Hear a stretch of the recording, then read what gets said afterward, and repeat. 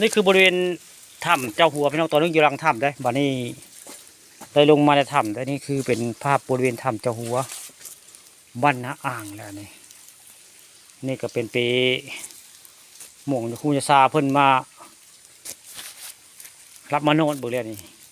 เพราะว่าใต้ลงไปก็จะเป็นกุฏิของยาคู่ได้ทางใต้ได้นี่คือทางถ้ำได้นี่คือเป็นถ้ำเจ้าหัวของวัดถ้ำเจ้าหัวบ้านนาอ่างแล้วผู้ข้ามาหาเห็ดพี่น้องมันนี้ยังบ่เห็นเห็ดดอกเดียวได้อยู่บริเวณถ้ำเจ้าหัวบ้านอ่างนี่เห็ดดอกเดียวนี่แหละคือถ้ำเจ้าหัวบ้านอ่างนะตำนานก็มีอันเคยวันนอกแต่เพิ่นมาการอึ่งยามเดือนห้าพี่น้องฝนตกแห้งก็เลยเพิ่นมาการอึ่งแถวๆนี่ละมากลางคืนแล้วก็มีทางเข้าถ้ำได้ทางนี้มีทางเข้าถ้ำก็มีสะแนนไม้แดงพนในถ้ำอันนี้แล้วก็เขียนป้ายว่าถ้ำที่ผมก็ได้อยู่บริเวณนี้ละคนจำได้ดีในไทยบ้านนาอ่างเลยเพิ่นว่าให้ฟังประวัติถ้ำเฮียถ้ำหายกันนี่แหละนี่ที่อันนายไทยเคยบ้านนอกมากั้นอึ่งยามเดือนสี่เดือนห้าก็เลยมาพ่อถ้ำที่ถ้ำพระหลายพระเต็มถ้ำเพิ่นบอกเพิ่นแจ้งมาแล้วเพิ่นมาหาทางเข้าถ้ำนี่บ่มีทางเข้าถ้ำแต่เพิ่นจำได้บริเวณนี้คือเป็น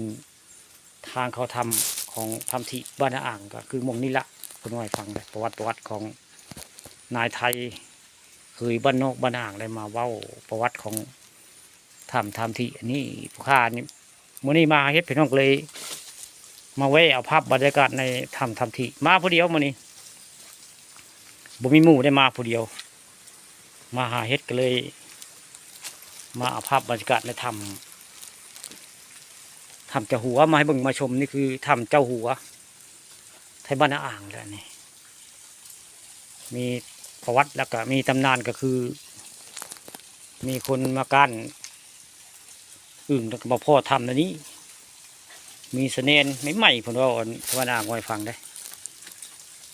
ตัวนี้อยู่ในถ้ำแต่ว่ามาแจ้งมาแล้ว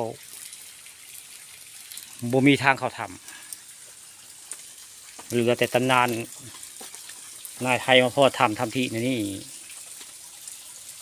แต่เพิ่นจำได้ว่าอยู่บริเวณนี้ผมเอามองทางเขาทำเดี๋ยวนี้เหลือแต่ตำนานบ่มีทางเขาทำได้อันทำที่บ้านอ่างนี่เหลือแต่ตำนานผู้ข้าปรคำผสมก็เลยมาว่ามาจาเรื่องประวัติของทำเฮียทำหายอยู่ในถ้ำเจ้าหัวบ้านนาอ่างนะนี่คือเป็นภาพถ้ำเจ้าหัวบ้านอ่างของไทยบ้านอ่างหรือว่าวัดเจ้าพ่อเรียบตรงนี้ผู้ข้าปรคำผสมวันนี้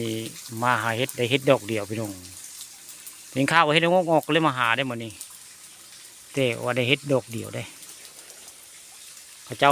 าไปขายเห็ดอยู่มันนี่ก็เลยมาหาลงบึงอยู่ภูบ้านอ่างบ้านพระเจ้าอยู่นี่ก็เลยมาผู้เดียวกับมาได้ว่าไงคือว่าเป็นบ้านเกิดพระเจ้าเนาะก็เลยมาภาพบรรยากาศในภูผาป่าไม้อันนี้แหละนี่คือเป็นภาพบรรยากาศในถ้ำเจ้าหัวคนก็หากระยาได้น้ำก็ยังตูนได้ผมน้ำก็ยังตูนไม่ได้ในบริเวณถ้ำเจ้าหัวนี่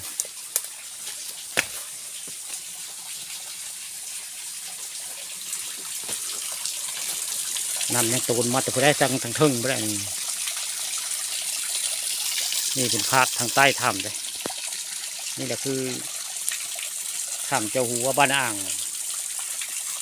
ตำบลนาตาลอำเภอตะงอยได้ประวัติถ้ำที่